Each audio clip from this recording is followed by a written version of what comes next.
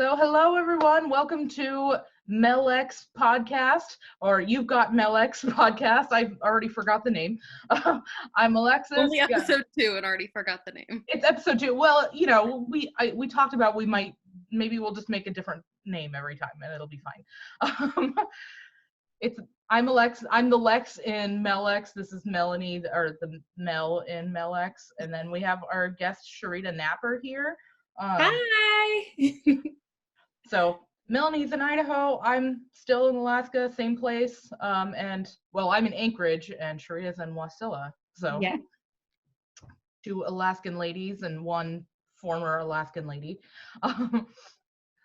Or like you were there for a little bit. I mean, it wasn't. Yeah, and I mean, like if I was in Alaska right now, I would have been like between the 2 of you there in Eagle River. So. Mm-hmm. Oh yeah. Okay. Yeah, well, many trips I have made out to Eagle River. Like every time I go out there, I'm like, "Hey, Melanie, I went past your old apartment." I don't ever make it out there anymore. I used to go to that the 4th of July celebration that they would have on the 3rd. Oh yeah, like that was like the only time I'd make it out there. Mm-hmm. So beautiful. It is. Melanie came up last summer and we did like the tour of Eagle River.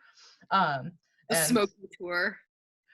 Oh yeah, it was the wildfire season, so you know, like it was very smoky, but we went around Eagle River and she's like, "Oh, here's where we did this and here's where I met this person and blah blah blah." So we had done a couple of them before, but it was more extensive than we had in the past. Oh, okay. I've never done like an Alaskan tour. I want to. And I want to go on a cruise after this coronavirus stuff slows down. Yeah. I just want to do a cruise. Mm-hmm. Oh, I totally agree. So what have you been doing during quarantine? Like, how's that been playing out? I know you've got 2 young kids, so. Oh my gosh. So I feel like I have been social distancing for like 6 months. So that just kind of like naturally happened. I've already been here. But the biggest difference is, well, now my husband is home, just to kind of, so his job he can be protected. Mm-hmm. And then my oldest daughter, she's home. She usually goes to preschool, but she's literally only gone for like 3 hours. And so it's not a significant difference, but it's still like I have to come up with even more activities for us. Mm-hmm. And being a stay-at-home parent is a lot of work, like a lot of being super intentional about each moment and like coming up with new activities and like keeping yourself engaged. It's a huge transformation. And I totally see where like the parents that are like being thrown into being at home with the kids are kind of losing it. Because it's a process. It is a process. I believe it. Like I feel like this is the best time to not have kids. Like as somebody right now, I feel like it's a great time to not have any children. But for me, like, because I do have kids, I've kind of found this as the bright side. Like, this is a great time for me to figure out how I can express myself with them. So I've been painting a lot more. And even when they're sleeping, like I'll paint and then I'll show them when they wake up and then they're interested, or I'll play music and kind of seeing them enjoy the music that I enjoy and kind of getting to know me a little bit more, So I feel like it's more of an opportunity for us to really kind of figure each other out. Mm-hmm. Yeah, but I totally second. It would be a lot easier if it was just me. Well, like, I'm really glad to be. I like living by myself most of the time, but like, I don't know if you guys watch the Try Guys on YouTube. Like, they're some of my favorites. But what they were showing, like, oh, our first week in quarantine or social distancing or whatever, and one of the guys with his wife played a game called Hide the Lemon, and you go and you hide a lemon in a part of the house, and then they have to go find it. And he's posting on his Instagram like all these people playing it at home, and I was like, I can't do that because what, my cat's supposed to find the lemon? Like, I don't know. I might try it anyways. I don't know. I saw some video. One of my friends earlier posted a video of herself setting up 5 lipsticks and seeing how long it took her cat to knock them all down. Ooh. So maybe you could play that game. Right? I see so many of the videos with cats on TikTok. I'm like super into TikTok, by the way. I didn't want to, and then Jenna Marbles, who we're gonna be best friends one day. Again, I'm obsessed with YouTube. But yeah, Jenna Marbles follows me on Twitter. Just had to throw that out there. That was the biggest day of your life. That's my like name drop right there. Like, I just need to make sure people are aware of it. But no, she's done a couple of videos, and she actually just did one like yesterday where it's like, come watch TikToks with me. And so that's why I started watching TikToks, and now like I like have to choose when I watch it, because I know that if I start watching it, it's gonna be like a marathon session. Yeah. But yeah, cats on TikTok, like most of the stuff that I watch is like animal content. Like right. Dogs, cats. I just watched one yesterday where this person had like a terrarium or whatever, like a glass box or whatever for like a reptile or something, and the cat jumps in and pees in the sand in the box and then just starts rolling around, and she's like, stop it, and then she like goes over the cat, and you can see the iguana's just like sitting there like that's the kind of content that I come for. Like, right.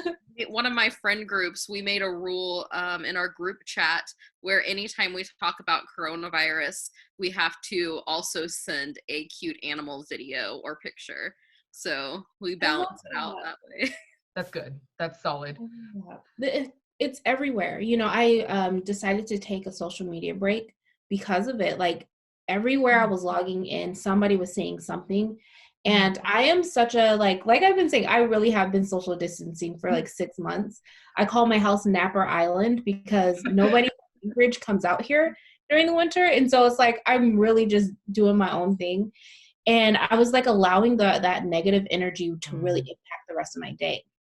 And so I'm like, oh no, like I don't even know most of these people that it's really impacting. In my little island, we're good. And so I had to like really take no, I need to like separate myself because it's going to keep going on. People are still going to be freaking out, like, and everybody's going to be updating each other and arguing. So I'm like, okay, I'm like good in my bubble. So let me just be in my bubble. But I like your idea. Like if we do need to talk about it, I want to see a cute puppy, you know? Yeah. I like that.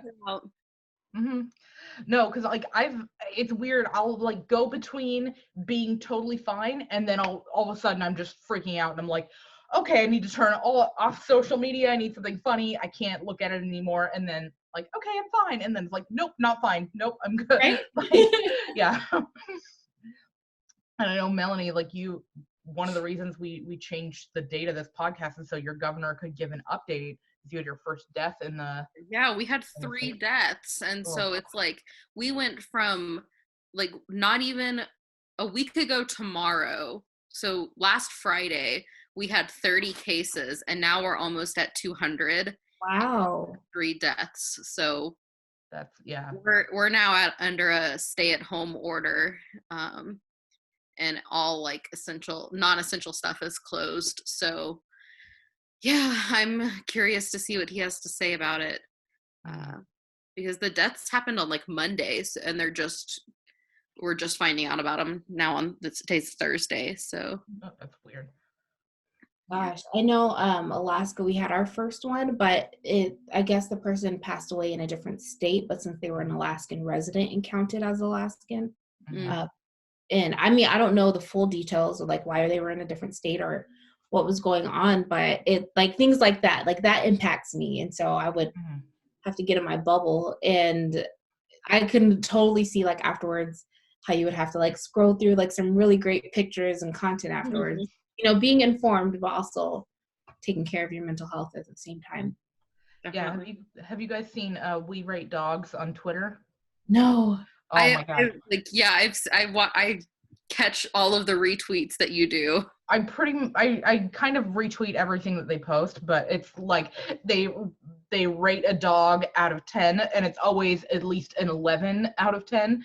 And so it's like, oh, this is Barbara. She's the floofiest baby you've ever seen. 15 out of 10 would pet enthusiastically or something like that. Just like cute puppies all day, every day. Then people will send in a picture of a turtle, and we're like, dude, we only rate dogs. ... 13 out of 10.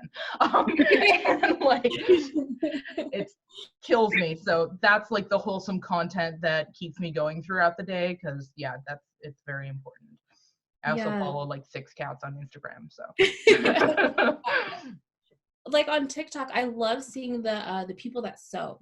I love that. I really want to get into that. I have a lot of clothes that I typically donate, but I'm like, what if I could repurpose it? And so like seeing things like that makes me really excited and wants to try it out. I got to figure out how to work it again. No, I want to do that too. Like, I have very basic sewing skills, but I have a problem where I'm like, I'm gonna keep this clothing because I can do this and this with it, and then I have this giant pile of clothes in my house. Like, yeah. So my mom is a really great sewer, and she's just started sewing masks for hospitals if they're able to use them. So that's exciting. And then I learned how to knit last year, and I haven't done it in like 8 months. So I went and got knitting stuff yesterday. I'm like, this is a great like at home thing. I'm going to knit a whole scarf. And I got like 3 lines in, and I was like, nope, messed up, undid it all. And then did 2 more lines, and then was like, nope, messed up, undid it all. Now I'm starting over. So, but I'm going to make a line, just a line. And that's the extent of my knitting skills. I mean, that works.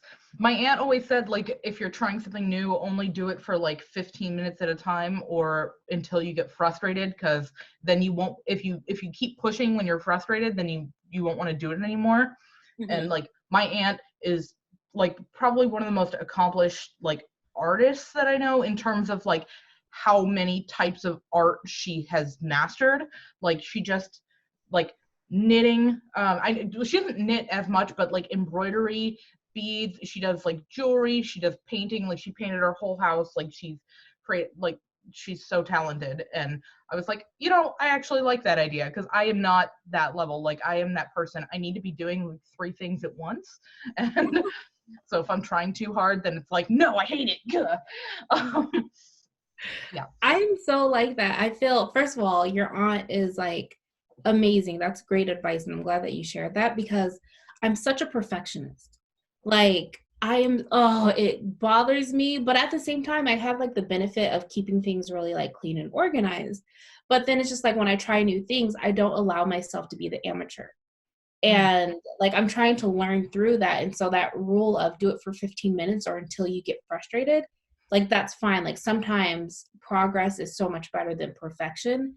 And it's taking me like this time of like trying to do things over and over and not figuring out why I'm not making any progress is because I keep giving up. So I like that idea.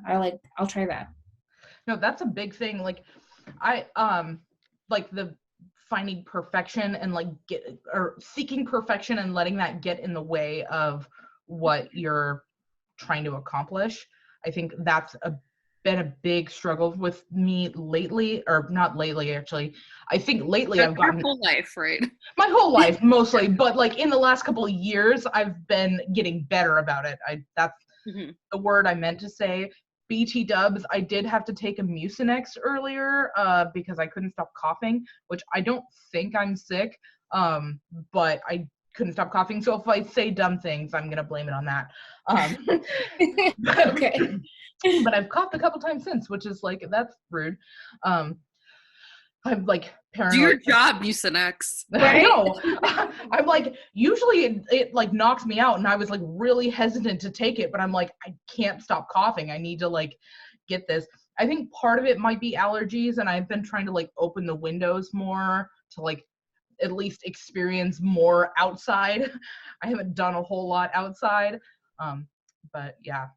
I just went to the doctor today, speaking of allergies, and he was like, okay, you need to be on like Flonase for allergies, because he thinks that, 'cause I've had a cough for like 2-3 years, like it's been a really really long time, and so he put me on Flonase, and then I have 2 inhalers that I have to take, so he filled those prescriptions because they were almost out, and I got a text from Walmart, $272 for No. one inhaler and Flonase, and then my other inhaler like wasn't even included in that because they have to get pre-authorization. So I Oh, was like, anyways, turns out they didn't have my insurance on file, so then it went down to $20. I was I like, was like, this that like, is so stressful. bro, I was so worried for like 2 hours till I went to Walmart, but I have to find out how much the other inhaler is, because I know that's by far the most expensive medicine that I have. But it's crazy. So Crazy. I guess let's get into like what the main topic we were gonna kind of bring into today was, like talking about like fashion, I guess, because I think like for me, you have definitely been an inspiration. Like I remember the first time I met you, and you just like, you always looked amazing, and you're so confident, and just like that's something that I have really tried to channel. Like lately, I feel like I feel like I've been up in my fashion game a little bit, and I'm like, and I like, I try not to make this like cheesy or anything, but like, you know that I look up to you. Like we had a whole thing about it at work, like, but you're like, you have done so many like entrepreneurial things that's one of the reasons why I'm doing this podcast, is because you were like, I'm gonna go and like live my dream, and I'm like, I could do that. Like, why can't I do that? and so I guess like when did you first get kind of drawn into fashion in general? Okay. I want to thank you. Thank you for sharing the impact that I've had on you, because I've always been like the oddball, loving fashion as much as I have, and being plus size, I've always felt like this like isolated person. And so so first of all, I have a win wall on my, and I'm actually gonna take it down, and I want to paint all types of stuff in here. But I have a win wall, and it's a bunch of pictures on my wall of my accomplishments, because sometimes I forget of the thing. I forget about the things that I accomplished. Like sometimes I will be like, oh my gosh, I am nothing and boring and this terrible person. And then I come to my win wall. I'm like, are you kidding me? You're amazing, And one of the things on my win wall I'm going to show you is, I don't know if you can see this, but on the yellow picture, it says, Alexa's heart looks up to me and Hillary Clinton. And it's on my win wall because when you shared that with me, I was like, are you serious? Like, I made that much of an impact, and I needed that, like, I think that after having kids and everything, I have to like relearn who I was, like who I am as a mother. Like that was a huge impact on me. And so still hearing that like feedback is amazing, and it's empowered me to do the same to others. And even like coming out and saying thank you, like I feel like that's super important, because that's a huge thing. But so after I said all that, so thank you. I think that, everybody should really, share their appreciation for others. But I started my love for fashion, I would say in the 8th grade. So I've always loved fashion, but I've never had access to it because I was a plus size girl in Alaska. And I literally had to wear like women's clothes, but like not like the women that you want it to look like your grandmother. And I had like the spandex pants and like my dad was, he's still super cheap. He's not as cheap as he was, but he would always buy things like 2 sizes too big and be like, oh, you'll grow into it. But I'm like, bruh, I'm already big. So you're making me look even bigger. These frumpy clothes. And so I grew up like wanting to be a part of this fashion world, but not having a way to do it. And like, even when I would go shopping with my friends, all the stores in the 5th Avenue and Diamond Center here in Alaska, they never had my size except for like JCPenney or Walmart occasionally. And so I would like buy accessories. I'd buy earrings and necklaces and, like things like that, things that I could control just to try. And so I would have to like take a basic like t-shirt and make myself, you know, wear the necklace and the earrings and the nail polish and do all these other things just to be, to feel almost equal as my like skinnier counterpart, you know, my skinnier friends and family members. And so when, actually it's about 7th grade, what happened was my grandfather passed away, and my mother and I had to fly to San Francisco, where the rest of my family, my dad and everybody was, for the funeral. And of course that was a sad occasion, but when I was there, they had these like places called swap meets. Oh, And you guys know, you know, like they're super popular now, but it was basically this place where they have all these different types of clothes. It was like an underground type of mall type of thing. And I finally found my size, and I kid you not, I found a shirt, and I remember, I wish I still had it to this day, but it had gold foil writing and sequins trim, and it fit me. And I found some jeans that made me look real good. And I was set, like I found it. And I got a bunch of other shirts. Like my mom had like this surplus of money before we went. And so like, it was just great. You know, like I was like shopping, came back with like duffel bags full of clothes.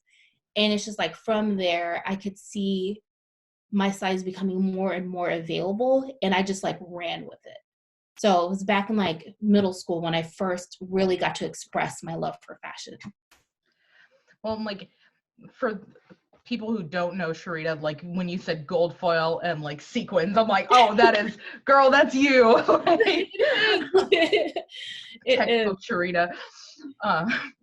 No, I don't know. I don't remember like being super self-conscious until like I started dance. Like I did Scottish Highland dance for like 8.5 years, and as much like I loved it, but there were so many in any form of dance, it seems like across the board, body image is like a thing. You're supposed to be skinny, and you're supposed to like look a certain way, whatever. And that, like, even so, some of the rules in the competition of Scottish Highland dance is you have to have a specific like outfit. And so there's very strict rules on how everything has to go. So everyone was like, go to this seamstress. Okay, so we went there, right? Well, I'm 11 at this point. That was when I started noticing I was self-conscious. Like I was like, oh God, I have to get undressed in front of people. Like, this is weird. I don't like this. And she told me, like, I remember hearing my mom talk about like how expensive these outfits were. And then the seamstress told me, oh, well, I'll give you a discount if you go to Weight Watchers with me. And I was 11 and my family agreed to it. And I did. I went to Weight Watchers as an 11-year-old.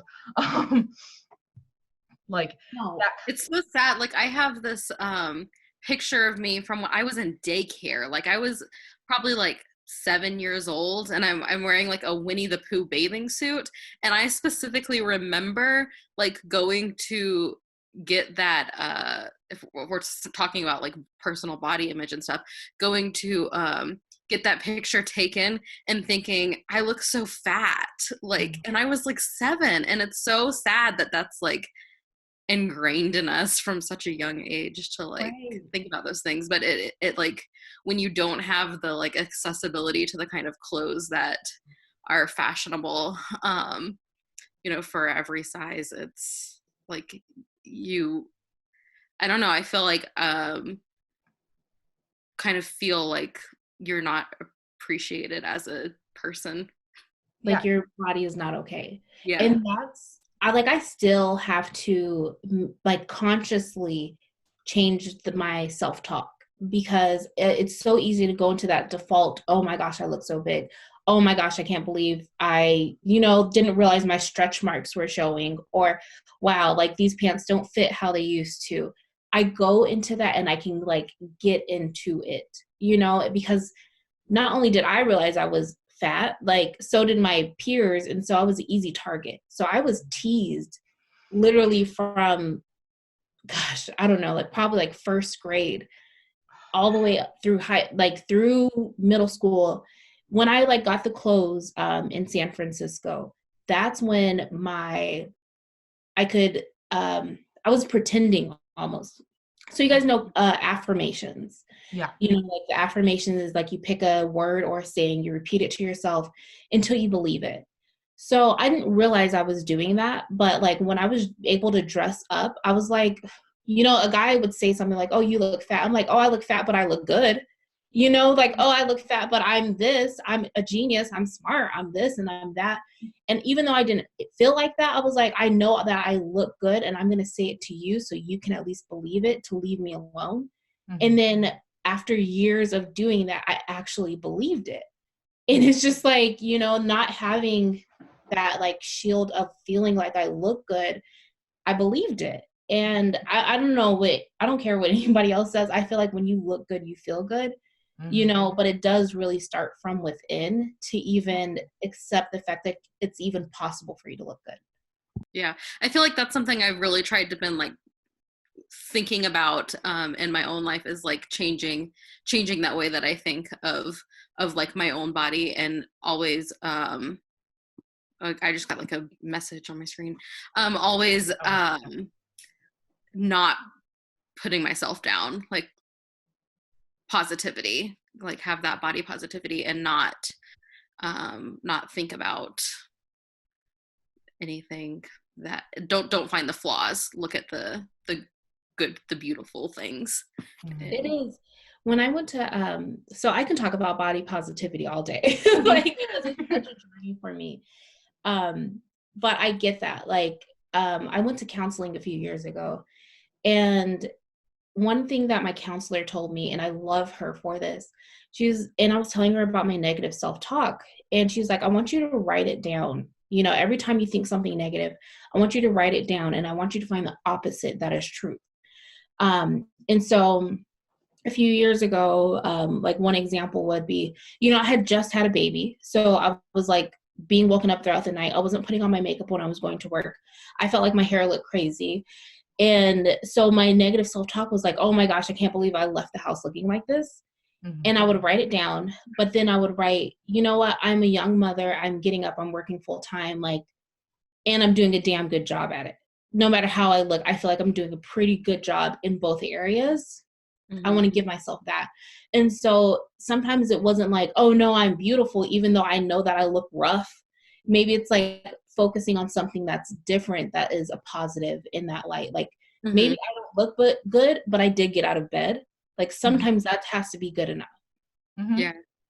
No, like that's something that I've been working on too. And I've been in therapy since I was 16, because I got a long history of fun stuff that we're not going into now. But that's one of the things that actually, like, I was so hard, like my body image issues were so strong that, like, if my therapist even brought up like weight or exercise or diet, I would like shut her down, because it was so sensitive. And like I'm finally getting to a point where I can actually talk about it now, but it's just such a hard thing for me, because like you said, like I never got bullied by like friends or classmates or whatever, really. Like my friend, like I went to a private Christian school, so I think small class sizes, things didn't work the same way.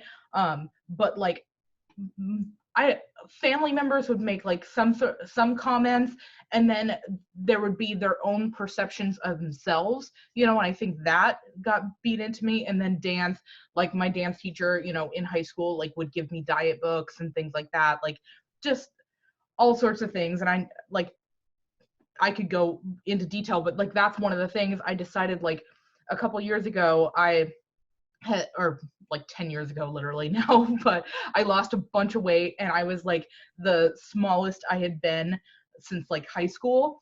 And I was in a medium, which was like a huge deal for me. And the guy I was seeing was like, I like bigger girls, referring to me. And I was like, what?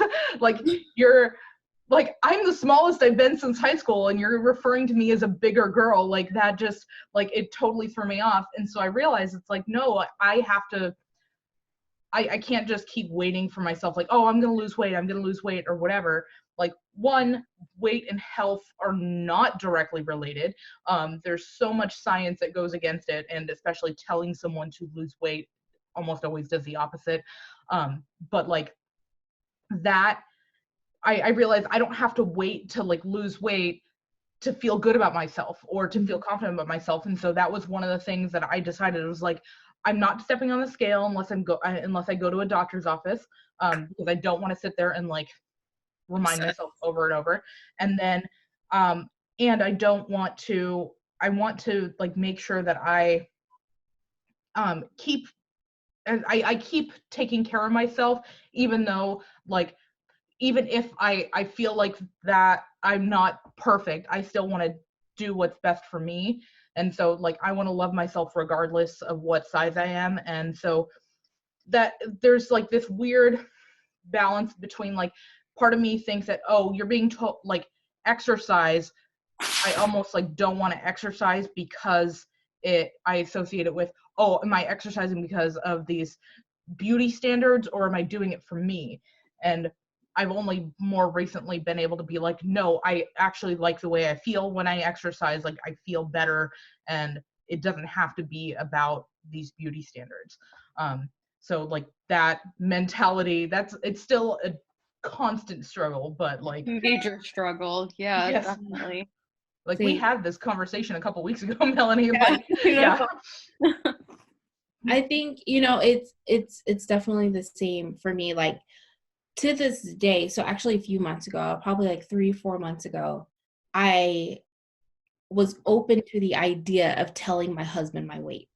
And he does not care. Like he's like, babe, what are you talking about? You're gorgeous, you're beautiful, you're all these things. He speaks so much life into me. And I have never, like when I was pregnant, I have, 2 kids. And so being pregnant twice, I had to go to the doctors a lot. I would make him leave before I would step on the scale. Like that's how much of an insecurity it has been for years. But we had to just have a conversation about like, health insurance and all these things. And weight is a thing that is being brought up. And he's like, I have to know in order to, for us to be covered. Mm-hmm. And I was just like, it was such a struggle. Like I couldn't even like fix my mouth to say the words of my weight. And he's like, look, I don't have to know right now, but I need to be able to talk to you about these things. And I was just like, oh my gosh, I didn't realize how much of a barrier I had put around this number. Like that's all it is a number. Mm-hmm. It doesn't change the fact that I'm a great wife. I'm a great mother. I'm a great person, even by myself. Like it doesn't change the fact that I love fashion or that I love painting. It doesn't change anything. It is just a number. And I gave it this value and this meaning that does not serve me. And so so recently I joined like a fitness program, a weight loss, like not program, but this group of people that are also losing weight. And one of the things is we weigh in every 2 weeks. Like that's just how we track our goals or whatever. Mm-hmm. And I shared my weight with them, and it was such a huge thing for me. Like that was a huge thing to let these like people that I barely know my weight, and like them being like, okay, girl, like, oh, I lost 2 pounds, and they're still celebrating me. Mm-hmm. Or like the fact that one of my goals was like, I don't want to like lift weights. That's not fun for me, but I love dancing. So if that means turning on the music and dancing with my kids for 30 minutes or however long, like that's how it is. And I feel like I'm finally coming to the place where it's just like, this is my body. And this is like, I want to have fun existing in it, Mm-hmm. Mm-hmm. Yeah. So I totally understand that. So another random question, because you kind of brought it up earlier on, I was watching, I don't know if you've seen Next in Fashion on Netflix. Yeah. Like Tan France. I love that show. Love one Tan. of the things is they only used a plus size model in literally one episode. Which even though I love the show, that I like not really representative of the population, is it? And one of they use the term extended size, and that actually really pissed me off, because I was like, extended size, to me that says like we went out of our way to make clothes for you because you're not normal. Like that's and of course it is a very sensitive subject for me, so I get like pissed off about the littlest things, but like I was curious like what your thoughts are on like what you feel is I like the term inclusive size, and I've heard you say similar things before. I was curious like what you thought about like the term plus size versus extended size or other things like that. So extended sizes, I definitely see what you're saying with that. Like, oh, thank you for extending me some clothes. Like, thanks, But on the reverse, it makes me celebrate and appreciate plus size fashion designers because they get it. But I don't mind plus size. I'm trying to make all of the terms neutral. Like, I want to be able to have somebody call me fat and it be like, yeah, I am, and it just be a descriptive term. Yeah. And actually the first time that somebody called me fat just as a descriptive term and not trying to hurt my feelings was another fat woman. And it was a friend. They're like, oh, okay, it was an ex-boyfriend's sister. And the ex-boyfriend's sister was like, oh, you brought your fat girlfriend. And I was just like, okay, but she was fat and pregnant. And I'm just like, girl, like, you get me of all things. Why are you calling me fat? And it was just like, they talked about bodies very openly. And so that was the first time I was just like, oh, you're like, if she would have called me tall, it wouldn't have bothered me. Like it wouldn't have made me be like, wow, oh, I know I'm tall, or whatever. And so like since then I've kind of been exploring the words that like if somebody called me husky, I just wouldn't understand it. Like what does husky really mean? Like people would say that was a term growing up, like husky or big boned. Like I don't think my bones are much bigger. I am fat. Like I jiggle when I walk. Like, I mean, hey, I'm not against it, but I mean it doesn't, I don't want it to bother me. Like, so I'm kind of just like, if like the thing like extended size, I don't feel like a plus size person came up with it. And so I understand like you being like frustrated with the ignorance of it, like why would you call it extended size of all the terms that you could use? Why extended?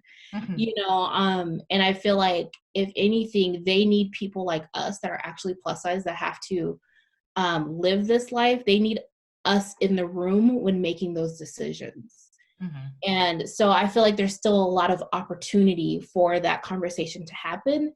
And if we get the opportunity to have those, to do it. So I think like right now, if, somebody's going to listen to this podcast and be like, wow, I didn't realize that could be offensive or like taken in that way. Let's change it up for the future. So I'm trying to neutralize all words, but they used to bother me. So do you feel like the fashion industry as a whole is becoming more accessible to people of all sizes? Like, have you seen a change in it? Absolutely. Yeah. So like I said, I've come from the extreme of not having any options, being in Alaska and already having limited stores, to those stores not even having my size, and now having access to the internet. Yeah, I think it's so much better. I kind of first discovered like the all the stores online back in like 2013. I was one of those like last people to get on Instagram. I'm just like I'm just a grandma when it comes to technology and things like that. But I didn't understand hashtags, and I remember clicking on a hashtag and it was like plus size blogger, because I was just trying to figure out what those were. That was around the time I was interested in starting my own blog. And it took me to this world of women that I did not know existed. Like beautiful women, like top-notch makeup, hair, clothes that looked like me. And I just remember my brain going like from this, how in the Grinch when his heart like goes big, that was my like eyes like, it exists, So I definitely feel that massive growth. And there are so many, like, thank God for Lizzo. Girl, I love her with all of my heart. Like, I'm so glad that she just exists in this world and is like pushing those boundaries. Like, I'm going to make you so uncomfortable by me being so comfortable in my body that you have no excuse not to accept this normal woman that is like I mean, this woman that's wearing a t-shirt and jeans, like, it's nothing. You know, she like had her butt cheeks out at the Lakers game. You know, that's a big boundary pushing. So I feel like it's grown so much, and I am so hopeful for the future. No, I like that too. And actually, okay, let me show you. I created a vision board. You also were a part of, oh man, my cord's like really short, but okay. If you can see like right, nope, I can't. I'm trying to move my finger to the right spot, but it's not working. But like that's Lizzo. I put my face on her because she's kissing Trevor Noah's cheek. So it's two things. One, I want to be Lizzo. I just want to like actually physically be her. And two, kissing Trevor Noah because we're gonna get married. But no, like that is one of like she said on his show, she was like, you know, people keep saying I'm brave and I shouldn't, like, I don't think I'm brave. I'm literally just living my normal life as a fat person. And like, right. and then like, that shouldn't have to be brave. And like, you know, she went to like the beach and she was wearing like a bikini or something. I was like, if a skinny person does that, that's not like this groundbreaking thing, but because she's a fat person, it's a big thing. And I'm trying to use fat in that neutral way too. It still feels weird to me because there was such a stigma growing up, but it's reclaiming, you know. But yeah, no, like she just did it, and I was like, yes, like that's the thing. Because you know, like my family, we would watch like Miss America or something growing up, and there would always, or other fashion things, whatever's on TV, you know. And like, oh, American Idol, I think this is a big one, like where there'd be like a bigger girl on there and they're like, oh, she shouldn't be wearing that top, like that doesn't work for her, you know, like comments like that. Like they rarely would say that to me, but I know that I am in that category, you know what I mean? And so it's just that constant like thought in my head. So I'm like, you know what, like I am a normal person. I'm allowed to wear clothes. Like I don't have to ask someone's permission to wear clothes out in real life, like form-fitting clothes. I'm allowed to have fat on my body. This is what my body looks like, and that's okay. And so I have to like constantly remind myself of that. But like, yes, Lizzo, absolutely. Like that's I'm like, thank you for showing me, because I've met, like, I'm a huge fan. A few months ago, a woman was like, oh my gosh, I just want to be able to dress like you so confidently. Like, she's like, how she said it was basically like, oh, your tummy is just always being exposed. Not like my stomach is out, but like the fact that sometimes I'm not wearing Spanx, you know, and I want to wear form-fitted clothes. And she's just like, you're so brave. And I'm just like, am I? Honestly, I just wanted to be able to sit down comfortably, so I didn't want to put on my Spanx. I wanted to breathe. It's such an important like balance, I think, being able to do that. Like I totally forgot there was something I was going to say, but I'm blaming Mucinex, but like again, you don't have to be brave to like exist. Like you shouldn't have to be brave to like do that, because it's not brave to just like exist and have clothes and fat, like, you know what I mean? Yeah. Stop making delicious food if you don't want anybody to be fat. So I also want to talk about like sort of fashion in Alaska. You kind of touched on like having limited resources and having like online stuff, and like that is something I used to use. Like shopping online was great because I couldn't spend too much money because I could rarely find anything in my size. Or even just going to the store, like, oh, I can't find anything in my size, guess I don't have to go broke today, like, which is fine.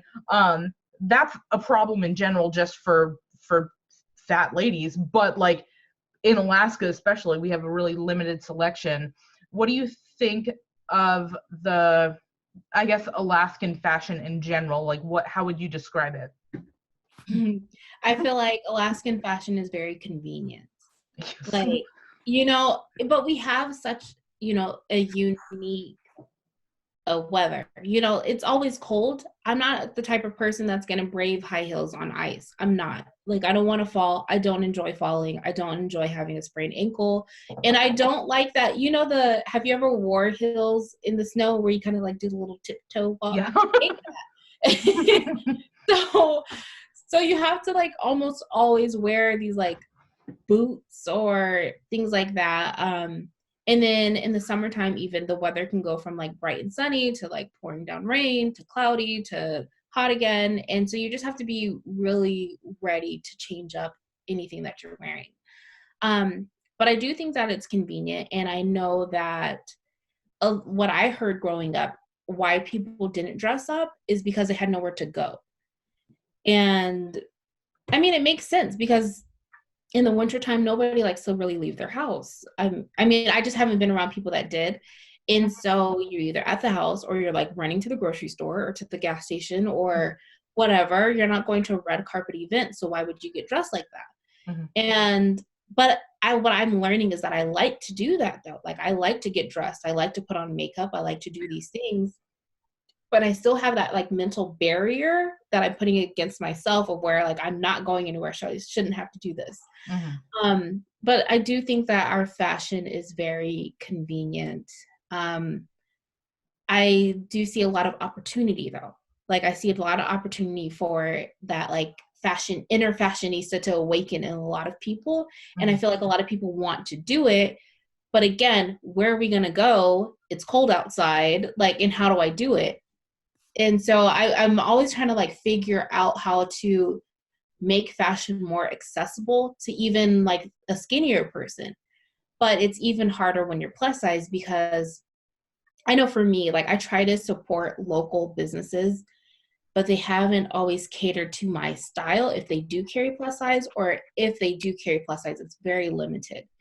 And so I've actually been in talks with a lot of like boutique owners, like questioning, like, you know, how come I can't come into your store and find my size? Like, I want to support you. I want to spend money with you, but you don't get like, or the options that you have is so dated. And they're like, well, the plus size customer isn't coming to shop. And so it's just like, well, because you don't have anything. Right. If you build it, they will come. Like, yeah. Exactly. Like, that's kind of what I said. I was like, I'm the type of person where it's just not necessarily like burn me once, I'll never like mess with you again. But if I go into a boutique hopeful to find something and to know that you don't even carry my size, I'm not going to go back. I'm not going to waste my time. You know, if you didn't care about me when you guys first opened the doors and launched your boutique, then I have a harder time like knowing that it's safe for me to go in and find something that I would like again. And so I feel like there's a lot of opportunity for these boutique owners to cater to Alaskan. See, I feel like I'm somebody who really like embraced Alaskan style with like my Sprite t-shirt all the time. I remember when I moved to Idaho, I saw you know, somebody like a panhandler on the side of the road and was like, that is the most well-dressed person I've ever seen in my life. Like like I just felt so ridiculous being in Idaho dressed like an Alaskan. Right. Because it's convenient. It's like, oh, well, I wore this all day and now I got to go to the store and I'm not going to change my clothes. And I do that. Like I literally only got dressed because I was tired of feeling frumpy and because I knew that I was going to be on video chat with you guys. And I'm like, I got to look like a decent human. So I get it. I have the extreme. No, that's like 100% a thing. Like that's this whole week I've been trying to make myself get dressed because like so Melanie and I were supposed to go to Disney World. Obviously that didn't happen. But so I still have the days off. So I'm like, okay, let's do something. And rarely does anything get done until I get dressed and like feel prepared. Yeah. Yes. I'm like, I'm wearing a bra, but I'm still wearing like sweatpants. And so I'm like, it like stuff kind of gets done, but like doesn't really. And like, but then I put on real clothes and it's like, oh, all of a sudden I'm like ready to get stuff done. And like going out, I have been that girl who has walked in the snow in heels many times, a lot of times to work. And there is something to be said about wearing heels versus like flats or boots, just because the heels can dig into the snow, like almost like the snow spikes, and hold you there. Whereas like I have a pair of boots that have no traction whatsoever, and like I have almost died. But like I remember this one. Sorry to interrupt you, but I oh, no, you're remember good. one time when I was in Idaho, but it had snowed. It was like snowpocalypse like a few years ago, and I was wearing like these black boots that had no traction and completely like slipped, fell, looked ridiculous. My friends were trying to like help me up, and I was like, no, don't help me. It's too embarrassing. No, Alaskan fashion is very much based on the weather, I think. Like Yeah. you can't be too fancy. And I've been more and more like less likely to wear heels in the snow now. Like I'll find something more practical, like as I'm getting older and more responsible, like that's a thing.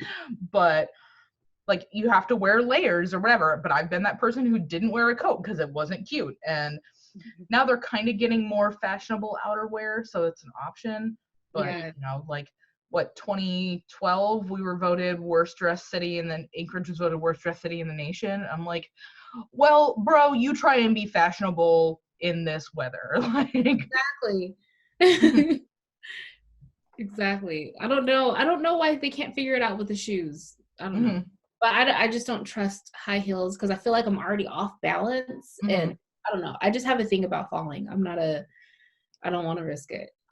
I think maybe it's just because I'm such a spaz. Like I'm so used to almost falling that I catch myself every time, so I just do it anyways. Like I'm very good at not falling. Like I'm frequently almost fall, but I rarely actually fall because I'm such a spaz and I do stupid things all the time. Like I like to move my own furniture. I'm real dumb about it. And so one time I was moving, because I don't like asking for help, and two, if I'm gonna do it, I want it right now. I don't want to wait for someone to come over. And so I was like moving my bed, and I moved I had like the box spring and the mattress up on the wall, and then I had the bed frame. And so I was like trying to move the bed frame, and for some reason I had like my arm of the chair is stuck under my desk. There we go. I'm like, my back is to the frame, and then all of a sudden the box spring fell on top of me, and I fell between the slats of the mat or of the frame.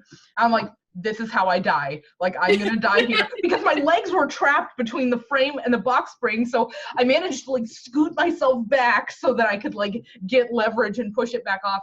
But like when I fall, it's dumb stuff like that. It's like something that I already knew was dumb and falling, rather than like something in the ice where it's like, well, actually, I guess I do know that that's dumb, but I don't fall from that for most of the time. Like I'll like slide, but I catch myself.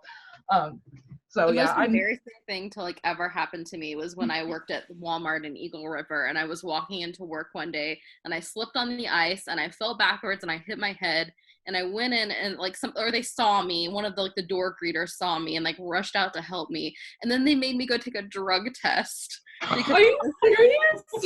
because I was hurt on Walmart property. Oh So yeah. like, and you're an employee, so you have to get drug tested. And I was like, I just slipped and fell. Like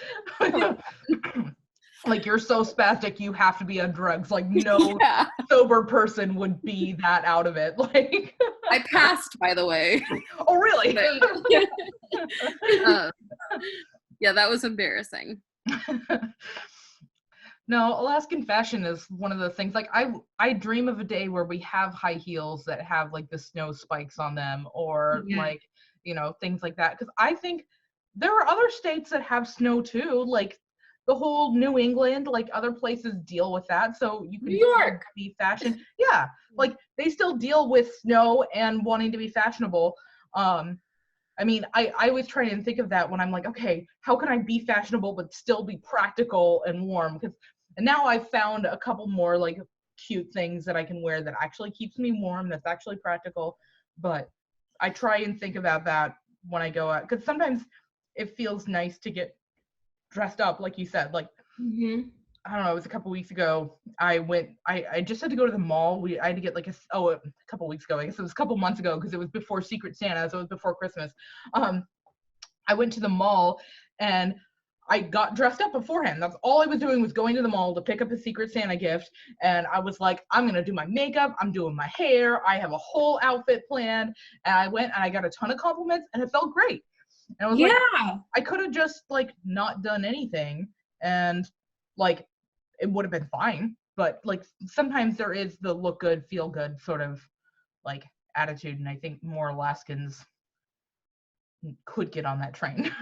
Yeah, especially in the wintertime. I think it would be helpful to get through those like literal dark times.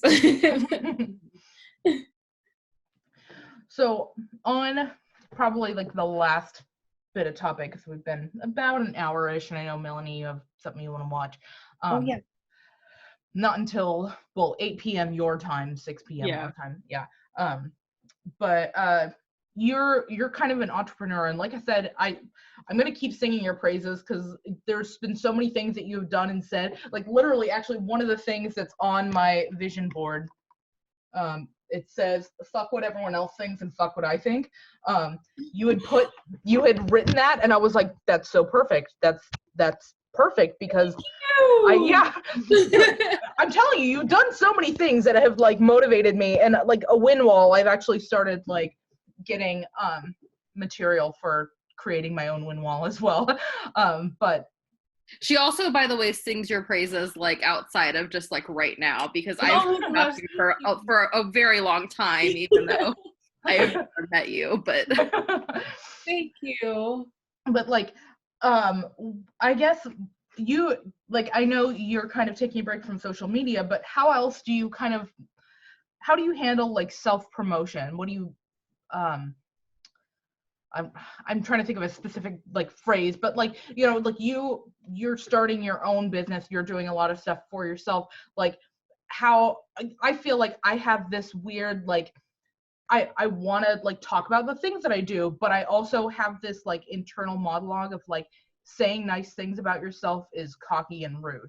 Like that's almost, and so that's something I work against. So I guess how do you combat, or do you struggle from that, and how do you combat that? It's still a struggle. Like having a wall of pictures of myself is what people would call like conceited.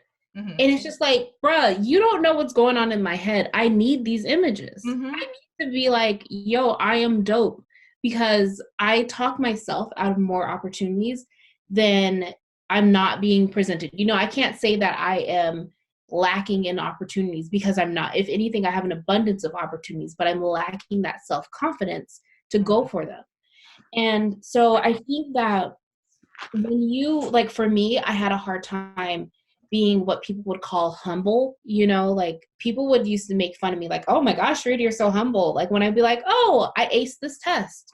Mm-hmm. Or like I had cousins that were around my age group, and out of the, you know, cousins that were in the same age group, I was the one with the best grades. I was the one that was the most well-behaved. And so I got a lot of those praises. But when like the elders were not around, it would be like, oh yeah, here comes Miss Perfect Patty. And I was just like, can I just be great? Can I live? And so I actually, it took until about last summer, and my husband was like, how come we don't celebrate our successes? And I'm like, what do you mean? Like, of course we do. He's like, we never did anything about the fact that we bought a house. He's like, that's a big deal. And I'm like, you're right. And he like named off all these other accomplishments that either we did together or I did by myself. And he's like, how come you're not telling people about these things? And it also came from like my dad. I would like post on Facebook like, oh, I did this thing. Like I have a 2-page spread in a magazine right now. Mm-hmm. And I failed to tell my family about it, but it's because I have that internal monologue of they don't want to know, you know, like they don't want to know, and I don't need to like toot my own horn. But it's just like, girl, you are in a magazine. Like if anything, that's when you need to be tooting your own horn, you know? And so I still work with it. I still work against it. But I'm learning with every opportunity that comes forward. Like, okay, if when another opportunity comes, I'm consciously saying like, okay, this is what I'm going to do. I'm going to text these people, and I'm like, okay, I'm going to text my mom. Okay, I'm going to text my dad. I got to text my grandma and text my aunt. And then I'm going to post it on Facebook, and then I'm going to do this. And so like, I'm such an analytical person that I have to almost have these steps to be like, okay, I have to recognize myself. But when it comes to like self-promotion on social media, I feel like the best thing that worked for me is not like, is almost like looking at myself as a different person. Like if I was a different person, and sometimes I'm just like, I really do look to you, like for you, when you gave me that, like that gratitude, and I have like this on my wall, you know, Alexis Hart looks up to me and Hillary Clinton, this is where I sit. And so I get to look up to that. And it's just like, okay, what does she see in me? And it's just like, oh, I've done this and this could be really cool. Like, so maybe I'll share that. Like, to me, it's just like, oh, yeah, I was on the news. And it's just like, what? Like, or, oh, I'm speaking for this huge gala in front of like 500 plus people. And I did a very moving speech. And it's just like, yeah, I did that last week. And it's just like, God, woman. And I think that we, you know, not just myself, there are probably things that you are really great at that somebody else is like, wow, that's really cool. And just kind of switching, like taking a step back and being like, hey, if this was somebody else, I would be like, girl, you are the coolest person I know. Like, do that for yourself. A book that I love to reference is The Year of Yes by Shonda Rhimes, and also You're a Badass. And I've listened to them both on audiobook, and You're a Badass, I actually have the audiobook and the physical copy. And so I get like the highlighter and I'm highlighting and listening and like journaling. It's a process, but just keep practicing and, you know, it'll get easier. Yeah, I think I'm trying to find that balance, because I feel like I don't know, I have that Gemini energy of like both. I could go both directions, where it's like I can be that person who's like, no, you need to watch this thing. Hey, I did this thing. Find out about this thing. And then like I'm like very upfront about it. And then there's the other extreme of like oh, I can't tell anyone about it because I don't want to be like conceited or something. And so I'm trying to find that middle ground, I think, because my head is full of extremes, hence the years of therapy. But like I always have like, I can always see the full picture, but have to find that like somewhere in the middle. So like being able to see that, like, one that because I feel like you do such a good job of like, you talk about yourself without coming off as being conceited. You're just like, hey, I did this thing. And I mean, obviously it sounds like you do a lot more than I know about, so maybe you could do more of it, but like I want to find that balance. And sometimes it's nice seeing, like, recognizing that other people have that struggle too, because I have so many things that I want to do, but the perfection, the self-doubt, there's so many little things that get in the way of me just feeling like I can express myself completely. And that's like this podcast, and like doing, like starting up a YouTube channel, like those are things that I've wanted to do for so long, and I'm like finally doing it, because it's like, you know what, I can do this. Like I don't have to, like I think I had in my head, it's like this, oh, I have to wait until I'm an adult or something. Like I have to wait until I have all these things. And I was like, wait, Sharita's the same age as me. She's actually younger than me. Like she can do this. Like why can't I do this? Oh no, I can do that. Okay, I'm gonna do that.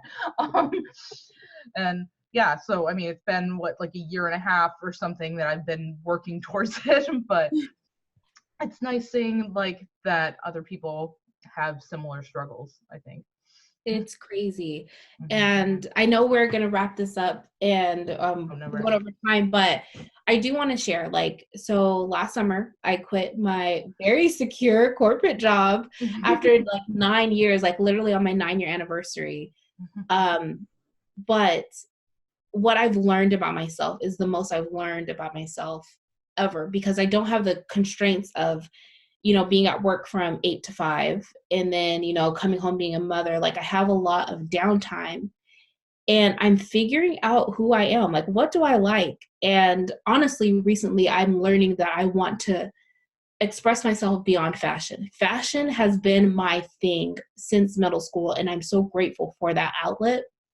But it's just like, what else do I love? And I think that if we remind ourselves to like keep searching for the things that we love, like even in the moments, like, man, in this moment, I feel really good. Like right now, like being on this podcast, I feel really good, even though that I don't have the best technology yet, you know, like you saying that little part in the beginning, like, oh, hey, if this is what we have to work with, I'm glad to do it. Like that is a huge thing that I need to like be like, hey, I got to do it from where I'm at. Mm-hmm. And I just, you know, I feel like I've been on a journey to find my joy. And I hope that everybody else that listens to this, like you find your joy, find what you love, and then chase that and keep doing it and keep doing it. And whether that's dressing up or dressing comfortably or, you know, cooking a great, fine gourmet meal or, you know, like running for miles or whatever it is, like keep finding your joy, because that is like the best part when you can be at peace with yourself, how you are. Yay. I mean, Yeah. I feel like that's just like a great like moral of the story here. Yeah, definitely. Like it sums it all up. No, I think this is I've always wanted to talk to you about these kind of things because I feel like it's hard to find people who get it on the Alaskan level, on the plus size, fat, whatever you want to call it level.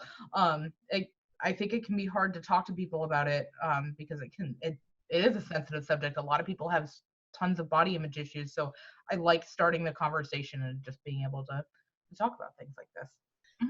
Because I love talking to people, and I love the fact that it made me put on makeup and look decent.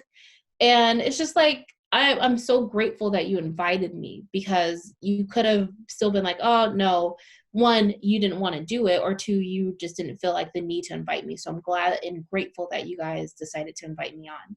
Mm-hmm. Yeah, this has been great. I love this.